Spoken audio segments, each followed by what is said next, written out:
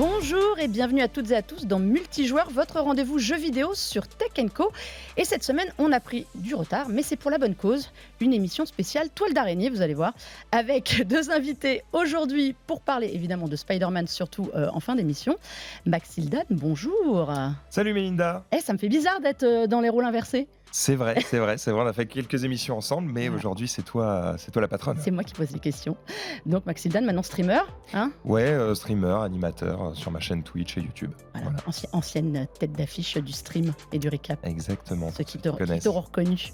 Et face à toi, bon maintenant Mohamed, tu connais les lieux, hein Mohamed. On est un peu habitué, une fois, pour Star Wars. C'était cool, ça va et toi ? Eh ben écoute, ça me fait plaisir que tu sois de retour avec nous. Très content d'être là. Tu te fais les grands jeux quand même à chaque fois que tu viens, c'est bien, c'est pratique. Mais j'aime beaucoup, effectivement. Et puis en plus, effectivement, on est là pour parler de Spider-Man aussi. La dernière fois, c'était Star Wars, c'était cool. Que des jeux en S. Ouais, mais je ne te fais venir que pour ça. Eh ben, y a pas de souci. Du coup, pour le prochain jeu, ce sera Superman. Je sais pas de Warner. Ouais, t'as raté Starfield. Ah bah ouais, effectivement. On en trouvera d'autres. Mais bon, messieurs, merci d'être là. On a quand même une actu assez chargée. Et on va commencer tout de suite avec l'actu à chaud. Il y a des choses à se raconter.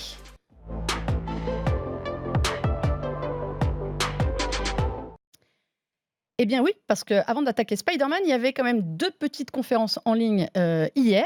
On va commencer par PlayStation qui nous a dégoté un State of Play de dernière minute, spécial, partenaire jeu tiers. Bon, c'était pas la folie quand même, ce petit PlayStation State of Play, hein, Momo ?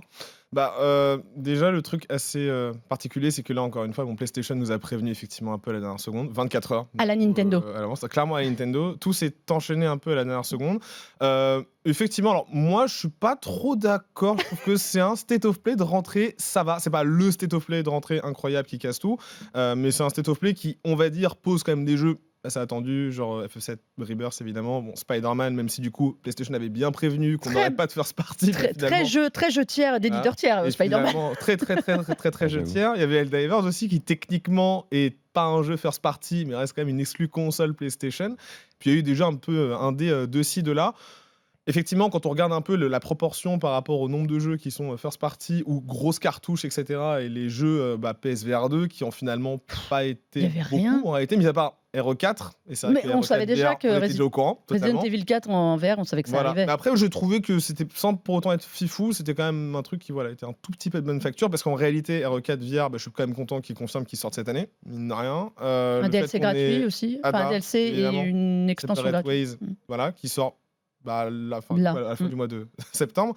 Spider-Man qui était attendu par quasiment personne, parce que PlayStation avait bien dit qu'il n'y aura pas de first party, etc. C'était la petite surprise, même si par rapport au preview, du coup, on se posait la question. Il y a eu quelques trucs, mais après, il y a eu des jeux un peu moins, dont la fameuse pépite indé qui a démuré, qui a débatté le State of Play. Il faut quand même avouer que la conférence a commencé de manière totalement nawak par un jeu qui s'appelle Baby Steps, qui était quand même... Alors là, ouvrir une conférence avec un jeu... Alors c'est un jeu Devolver, complètement barré à la Devolver.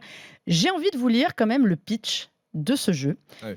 Nate est un raté, rien ne lui réussit dans la vie jusqu'au jour où il se découvre un pouvoir qu'il ne soupçonnait pas, celui de mettre un pied devant l'autre. Quand on vous pitch un jeu comme ça, est-ce que ça donne envie, Max ? En vrai, quand tu le pitches comme ça, je me dis ah d'accord, donc il y a une allégorie sur le fait que si tu veux faire des trucs dans la vie, il faut juste continuer d'avancer tout le temps. Donc, j'ai l'impression que c'est intéressant. Puis après, tu vois les images. Ben voilà. Alors pour ceux qui nous regardent, si vous n'êtes pas en podcast, que vous nous regardez, les images du jeu, c'est improbable, mais c'est du Devolver en fait.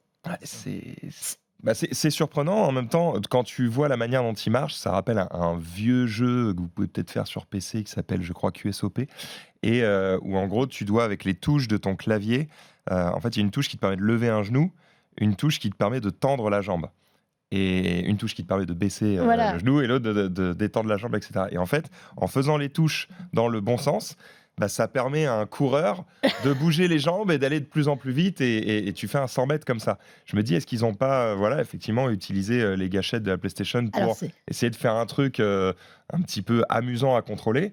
Par contre, est-ce que c'est amusant plus de 5 minutes? Ouais, c'est un peu ma question. Alors, en effet, c'est un jeu qui se base énormément sur les principes, les atouts de la DualSense, qui sont les gâchettes adaptatives. Donc, il faudra juger de la force à mettre dans son pied pour avancer ou grimper, comme là, le personnage est en galère dingue et donc passe par l'arbre pour monter. Il peut quand même passer par des endroits assez fous, quoi. C'est clair.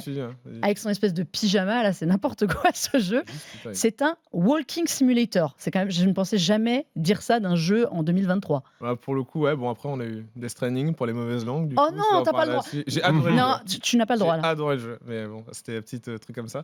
Mais effectivement, je trouve que, et Max le disait tout à l'heure en off, c'est juste que ouvrir le State of Play avec ça, waouh, quoi. C'est franchement, j'ai été assez surpris là-dessus. Cela dit, je remarque quand même qu'il n'y a pas, je vais pas dire recrudescence, parce que bon, il y a quand même toujours eu ce genre de jeu, et Max le disait à juste titre, mais ça me faisait un peu penser au jeu. Alors j'ai complètement oublié le nom, vous savez, où il y a cette espèce de mec dans une marmite qui a une pioche, qui doit monter, etc. Il y a aussi Heavenly Body, ça m'a fait penser aussi à ça. Human Fall Flat, tous ces jeux qui sont une galère de gameplay. Jeux qui prennent la gameplay. physique et tout. Honnêtement, le pitch c'est clairement du Devolver, le style du jeu c'est clairement du Devolver, ça n'a aucun sens a priori. Ça n'a a priori Le mec aucun qui pop sens. de nulle part qui dit t'as un grappin, utilise un grappin en disant des gros mots que je ne dirais pas. Mais voilà, il tombe dans la bouffe. Enfin, franchement, c'est un jeu qui est complètement barré. Mais en effet, Particulier. est-ce qu'on a envie d'y jouer plus de 5 minutes? Moi, c'est ma grande question. On a verra. envie d'essayer, Ouais. mais ce que je trouve malin de la part de Sony, c'est que peu importe l'événement que tu fais, on dit toujours qu'il faut pas rater son entrée Ouais, et pas sa rater. sortie. Exactement. Ils ont fait une entrée surprenante et une sortie attendue. On va en revenir après, mais C'est le retour clairement. de Final Fantasy VII était très attendu et le trailer n'a pas déçu. Voilà. Alors avant de parler de ça, on va parler d'un autre jeu qui, toi, te plaît bien, c'est Ghost Runner 2, qui avait Ouais. été annoncé au PlayStation Showcase au mois de juin, Ouais. qui avait fuité, qui là arrive et surtout a une démo déjà disponible. Est-ce que tu peux nous raconter, résumer ce qu'était le 1? Bah, le principe, c'est que tu vas avancer, on va dire, de plateforme en plateforme. T'es en vue à la première personne. Et il y a vraiment une partie platformer dans le sens où tu vas devoir courir sur les murs, sauter de plateforme en plateforme, etc. Le truc, c'est que si tu te fais toucher une fois, t'es mort. T'es un ninja cybernétique, déjà. Donc il faut absolument enchaîner ses déplacements, ses coups d'épée et autres au bon moment, au bon endroit, avec les bonnes esquives, etc. La moindre erreur est fatale. C'est un jeu où à la fois c'est vraiment un die and retry. T'essayes, tu comprends où sont les ennemis, tu meurs, tu refais, et il faut essayer de tout faire en one shot. Le truc, c'est que c'est très difficile, mais comme il n'y a pas de temps de chargement, tu meurs, tu réapparais direct, tu réessayes. T'es toujours réinvité à dire attends, je peux faire mieux, ok, je peux les tuer du premier coup et tout. T'es frustré de te dire j'allais réussir et en fait je me suis fait tuer. Ça marche très très bien. Le premier avait plutôt surpris, parce que c'est pas un jeu super attendu et en fait les gens y ont joué et se sont dit ouais, mais en fait c'est beau, c'est fluide, c'est agréable à jouer. Et le 2 du coup maintenant est attendu, quoi. Je suis d'accord avec toi qu'il a un vrai style graphique. Alors c'est marrant parce que ce n'est pas non plus original visuellement, mais je trouve qu'il y a une vraie personnalité ce jeu, mais c'est un enfer absolu à jouer. C'est un jeu de speedrunner.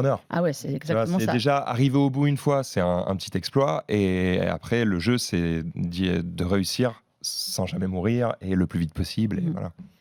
Il y avait d'autres jeux, évidemment, on a vu des images d'Avatar, mais ça on en reparlera en long, en large et en travers d'ici sa sortie au mois de décembre. Je ne vous ai pas dit, Ghost Runner 2, ça arrive le 26 octobre. Parce qu'il n'y avait pas assez de jeux au mois d'octobre. Donc on s'est dit que c'était cool d'en rajouter. C'est un truc de fou. Il y avait, Foamstar, on va en parler 2 secondes. Momo, parce que ça c'est quand même, Foamstar, c'est le Splatoon, Splatoon du pauvre. Il avait été révélé en plus cet été. Pareil, je crois, au PlayStation Showcase.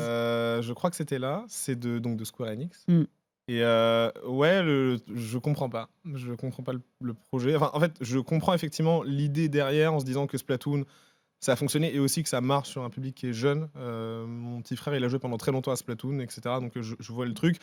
Et j'ai l'impression que Square Enix cherche aussi à capitaliser sur des styles ou des licences, etc. Parce que c'est pas forcément la fête à chaque fois. Là... c'est un jeu dans la mousse, donc il n'y a pas d'armes, il y a des armes sans avoir d'armes. En fait, si ça se trouve, ça va vraiment bien trouver son public, mais moi, je suis vraiment pas... Je me souviens, moi, j'ai pas pu tester le truc, mais je m'en méfie un peu, parce que je me souviens avoir entendu des gens dire « Ah, méfiez-vous, il y a vraiment des bonnes idées, c'est pas si mal que ça ». Ok, maintenant, est-ce que le public de PlayStation et le public qui recherche ce type de jeu, on verra. On verra, ouais. Il y a une bêta qui démarre le 29 septembre pour tester vos capacités aux soirées mousse. Allez. Sinon, c'est la fin de l'été. Bon, on va finir, on va aller vite parce que je sais que Max c'est plus un jeu d'été, j'aurais peut-être sorti fin juin plutôt. Ouais, c'est vrai, mais je suis tout à fait d'accord. Le PlayStation State of Play s'est terminé sur Final Fantasy VII Rebirth, la deuxième partie du Final Fantasy VII Remake. Alors Max, toi tu es complètement en amour avec ce jeu visiblement. En fait j'ai découvert le trailer un peu tard parce que j'étais en émission hier et j'ai lu un peu sur les réseaux que le trailer est enfin disponible. J'avais vu un gars de Square Enix qui disait moi j'ai vu ce trailer il y a longtemps, vraiment ça m'a émis les larmes aux yeux, je suis content que vous puissiez enfin le voir, et il termine en disant le jeu parfait arrive le 29 février. Donc lui, il est à fond dedans. En même temps, c'est son job. Ouais. Mais pour avoir regardé le trailer, je comprends pourquoi il dit ça. Juste, si t'as pas joué au Final Fantasy VII original, je pense que ça te donne envie. Et si t'as déjà joué au Final Fantasy VII original, ça te rend fou. Parce qu'il y a tout ce qu'on rêvait d'avoir. Donc c'est vraiment le jeu de... C'est la version moderne quand même. Faut pas oublier qu'il ne ressemble de très loin quand même au Final Fantasy VII initial.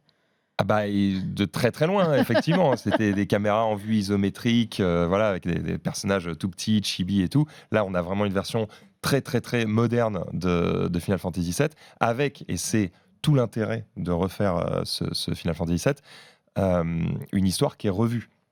Ça veut dire qu'on part sur... disons que l'histoire, imaginez que c'est une ligne, on va parfois s'en éloigner, parfois revenir dessus, parfois repartir de l'autre côté, etc. Et on n'est jamais très loin de la ligne originale du jeu, mais par moments, ils prennent des libertés pour nous raconter un peu une autre version, comme si c'était un multivers Final Fantasy VII. Moi, je trouve ça bien parce que je suis content de retrouver des personnages et un univers.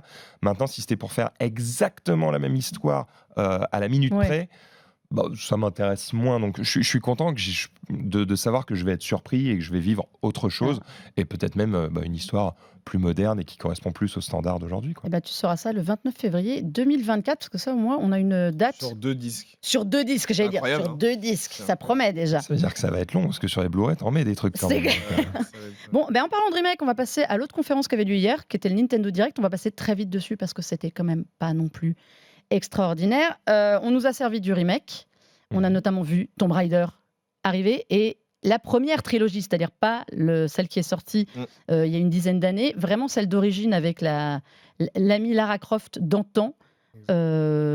Honnêtement, est-ce que ça sentait pas un peu le ressucé, cette conf ? Est-ce qu'on n'arrive pas en fin de vie de la Switch ? Mais Linda, c'est une conférence Nintendo. Tu voudrais quand même pas avoir des prises de risques, des nouveautés, des nouvelles IP. Enfin, ça n'existe pas. Non, mais Tomb Raider, F0 99, on en parle, c'est quand même juste un F0 qui revient avec plein de gens. Ah, mais qui jouent sur la nostalgie. Oui, mais comme ils Nintendo, c'est très bien de faire ça. Hein. Mais c'est ça qui est ouf. Hein, ils sont très bons là-dessus. Moi, je suis d'accord avec toi pour dire qu'effectivement, c'était pas un Nintendo Direct de fou et qu'on a eu des remasterisations et tout. Mais Mario Donkey Kong. C'était surtout, Nintendo Direct, c'était soit t'aimes Mario et dans ce cas-là c'est bon, soit t'aimes les remasterisations et dans ce cas c'est parfait. Auquel cas, si tu attendais autre chose, si tu veux de la nouveauté, c'est mort. C'est un peu compliqué. Après, le fait de remasteriser Tomb Raider, pourquoi pas ? Enfin, c'est quand même. Ça me fait marrer, moi. Du jeu vidéo après. Ça me fait marrer, mais j'avais 13 ans, 14 ans, quoi.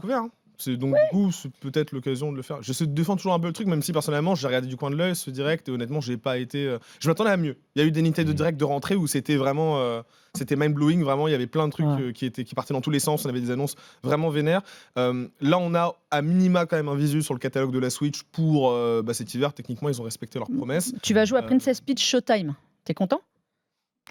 C'était peut-être le jeu le plus intéressant. C'était le jeu le plus moi j'ai trouvé. Là, mais bon, après, je suis pas vraiment ciblé pour ça, quoi. Moi, j'attends juste Mario Wonder. Super Mario Wonder qui arrive là. Vraiment, là, c'est le 20 octobre. Regardez, on voit des images de Princess Peach. Après Peach, pourquoi pas, elle est enfin héroïne d'un jeu. Pour une fois, on va faire autre chose que de la sauver. Attention, c'est un trailer. Hein. Évidemment, cette tension de Switch, vous n'aurez pas cette beauté visuelle à l'écran. Calmez-vous. Quoique. Mais tu pourras la changer de vêtements. Attends, c'est quand même. Bon, et alors, on en discutait avant l'émission. Oui, c'est un côté Super Mario Odyssey, Super Peach Odyssey, quoi. Faut pas qu'on dise ça, Mélinda, on va nous taper dessus. Oui, mais c'est vrai. Mais c'est complètement. Mais c'est pas une critique. Avec les transfos et tout, carrément. C'était intéressant aussi de dire qu'elle est enfin héroïne, mais que ça ressemble à ce qu'on a déjà vu beaucoup chez Super Mario. En fait, le fait qu'elle soit héroïne aussi, Nintendo fonctionne beaucoup comme ça. C'est l'école du gameplay, on dit. Donc, c'est-à-dire quand ils inventent des features ou en tout cas une manière de jouer. En gros, ils partent des idées de gameplay et ils se disent ok, sur quel personnage on va pouvoir le mettre, dans quel univers, etc. Et après, ils renforcent leurs IP en utilisant ça. Voilà. Moi, je trouve ça cool qu'ils utilisent un nouveau perso parce que ça leur permet de tenter un peu de nouvelles choses. En fait, si tu mets Mario, tu sais que ça va être un personnage qui va tourner sur lui-même pour faire des trucs, qui va sauter sur des blocs. Tu vois, il va faire un peu toujours la même chose. Il y a un peu de nouveauté là au moins. Là, avec Peach, ils vont du coup pouvoir se permettre de tenter des nouvelles choses. Donc, pourquoi pas. Moi, mais écoute, on verra. Je suis plus intéressé en fait par voir un nouveau jeu Nintendo avec un nouveau personnage Car cette principal. Scène-là, la scène qu'on vient de voir, on l'a dans Super Mario Odyssey. Enfin, tu vois, il y a des choses, oui. Ça va être, la mécanique de jeu va être différente, mais ça va être dans la même idée. Et peut-être que ça va permettre d'avoir quelque chose d'encore plus créatif, parce qu'en fait, cet aspect-là, avec le cabaret, l'aspect théâtral et tout, ça peut amener des choses assez différentes. Après, c'est vrai que dans Super Mario Odyssey, effectivement, on avait cette notion de voyage, cette notion de différentes zones avec différents styles. Ça, c'est Luigi. Là, les images qu'on voit, c'est Luigi Mansion. Peut-être qu'on peut être surpris. Moi, je pense qu'on va tous y jouer, ça va être très sympa, mais ça va pas sentir bon quand même l'originalité. Ça prend pas beaucoup de risques. Voilà. Tu vois, rien que pour ça, tout à l'heure on parlait de Baby Steps en entrée du PlayStation Site. En fait, rien que pour ça, j'ai pas envie de me moquer de ce genre de jeu parce que heureusement que de temps en temps, on a ce genre de jeu pour nous surprendre un petit peu, pour nous sortir de notre... Tu sais, on est un peu blasé à force de regarder des conférences de jeux. De temps en temps, avoir une petite surprise comme ça, ça fait parler. Bon, tu vois, la conf Nintendo, elle fait pas parler. Non, à part ça. C'est une énième conf Nintendo avec des remakes et des jeux Mario. Et ça arrivera le 22 mars 2024, Princess Peach Showtime. Messieurs, on va passer à la grosse partie, parce que le temps défile malgré nous. Et cette semaine, à quoi on joue, eh bien, il est consacré à Spider-Man 2, même si vous y jouerez plus tard. Nous, on y a déjà joué.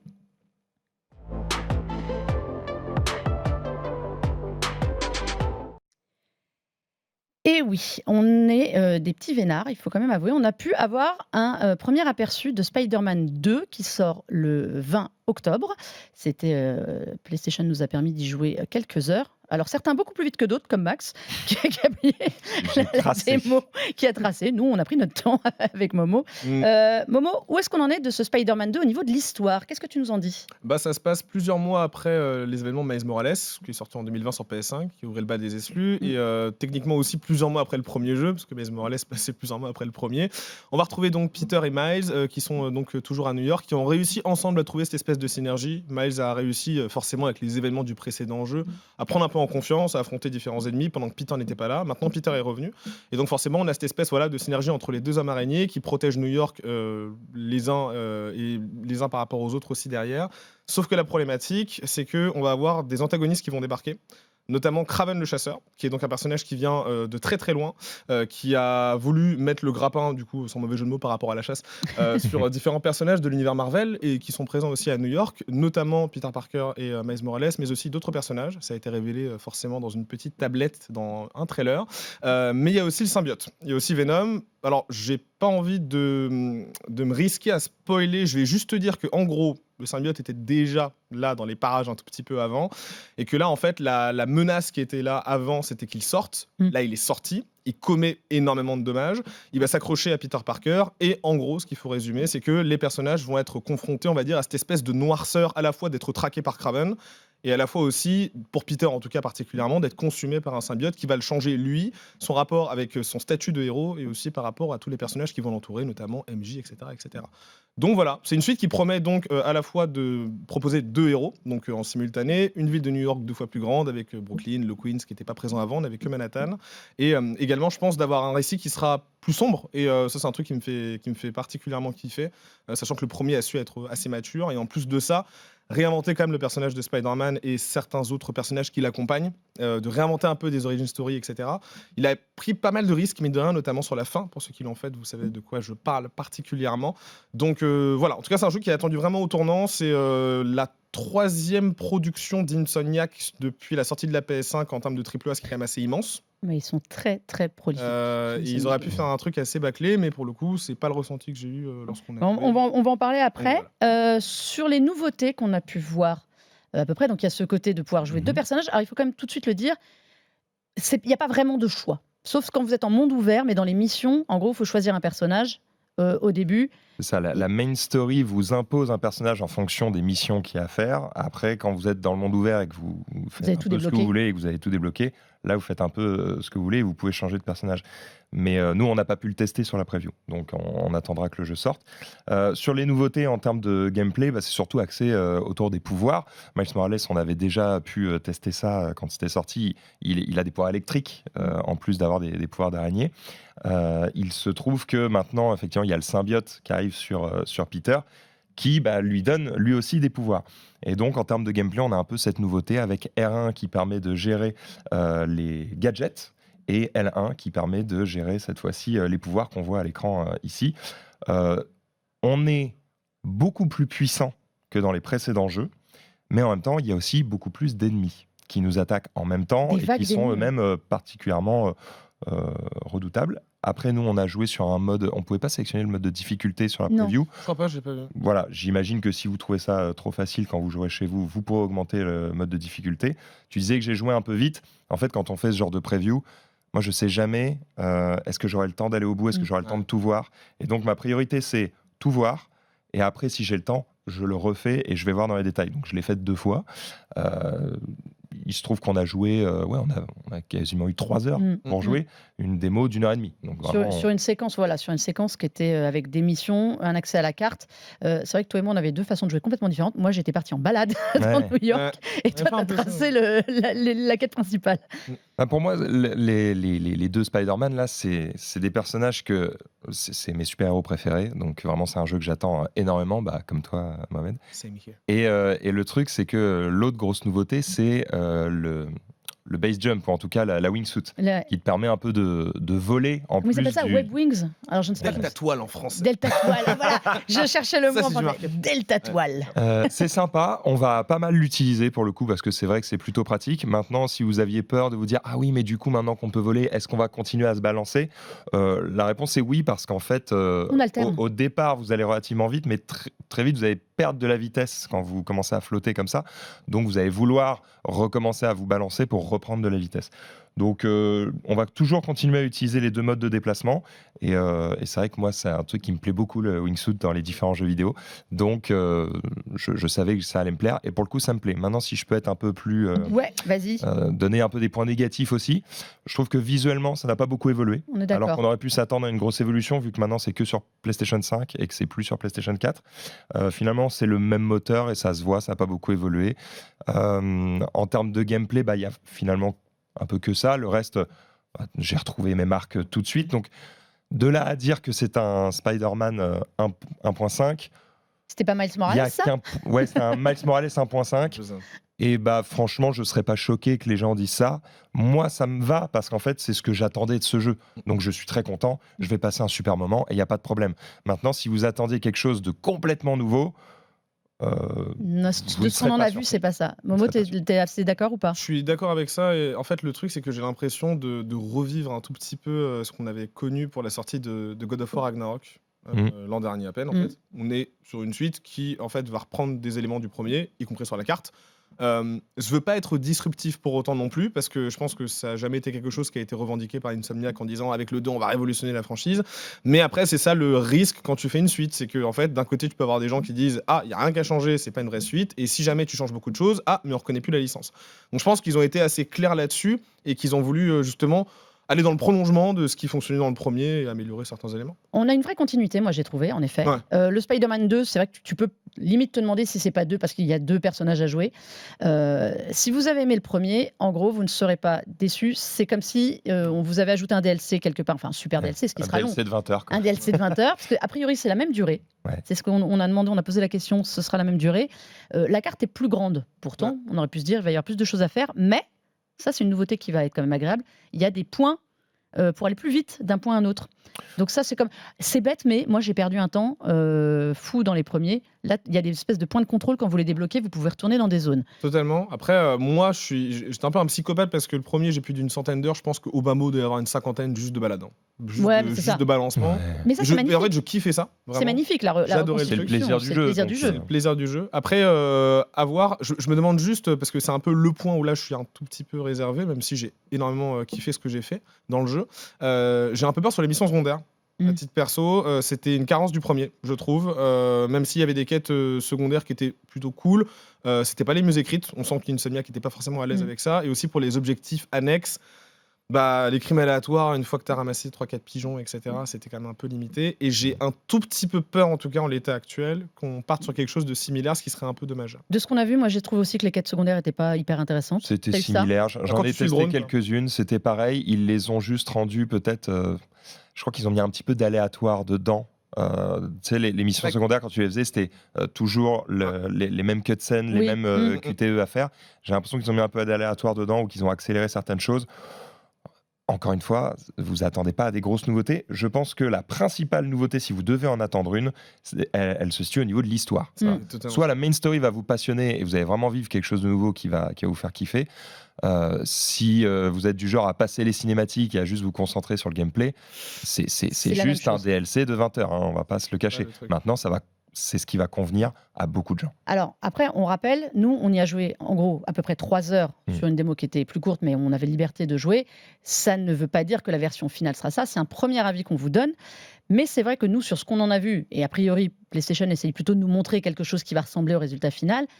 Moi, je suis un peu pareil. J'ai trouvé ça très sympa. C'est toujours aussi beau. Mais j'ai pas vu de différence flagrante avec les 2 premiers. C'est toujours plaisant à jouer. J'attendais un petit truc. C'est dur de dire que c'est pas plus beau parce que le premier était déjà magnifique. Oui, voilà, c'est ça. Non, mais en fait, c'est ça le premier. C'est que le premier était magnifique. Le deuxième était dans la continuité. Celui-ci s'annonce pareil.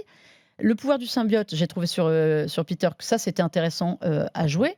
Mais c'est vrai que j'attendais un truc un peu plus qui démarque le jeu des précédents. Franchement, pour le coup, j'attendais pas un truc. J'attendais vraiment une suite spirituelle et directe, en fait, tu vois, et que ce soit un prolongement de ce qui avait fonctionné sur le premier.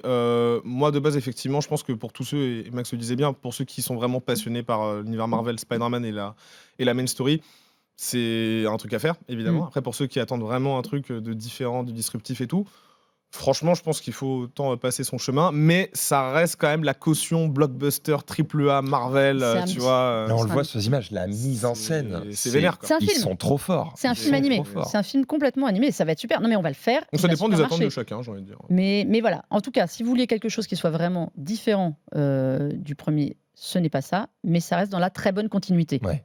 Est-ce que j'ai bien résumé ? C'est exactement ça. Globalement, oui. Vous ne serez ni surpris ni déçu. Voilà. Bon, après, est-ce que ce sera comme annoncé le jeu de l'année ? Je suis peut-être un peu plus sceptique par rapport à une année. On sait déjà que non. Par rapport à l'année qu'on a eue, vu l'année pense que non. Un certain Baldur's Gate est arrivé aussi. Voilà. Bon, mais messieurs, nous sommes arrivés au bout de cette émission. Merci Mina, ça va très vite. Ça va tellement vite. On va faire un format long, genre version 4 heures. Alors on va faire après, on fera ça. Mais on pourrait, aussi long que la démo. Tout le monde va s'arracher. Max, merci d'être venu. Merci Melinda. On te retrouve où et quand ? On me retrouve sur Twitch, twitch.tv/maxildan, ainsi que sur YouTube pour du jeu vidéo, du talk show et du jeu de société. Très bien. Et un mot sur Spider-Man dès ce soir ? Ouais, évidemment. Moi, ça va plus être sur Twitter, parce que c'est ici que j'aime bien débattre avec les gens. Et puis, évidemment, je reparlerai de Spider-Man, mais en émission cette fois-ci sur ma chaîne Twitch. Eh bien, pareil, Momo. Pareil. Tout est prêt à dégainer. Tout est prêt. On a peu dormi, mais tout est prêt.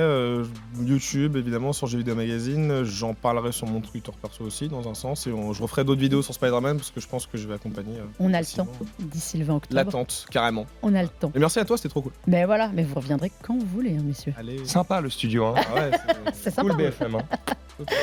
Merci à toutes et à tous d'avoir suivi cette émission.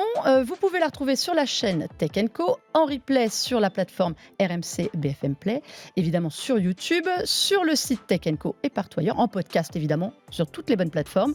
Et on se dit à très très vite parce qu'il y a encore plein de jeux à parler, à évoquer. Et le mois d'octobre s'annonce très très dense. Allez, jouez bien.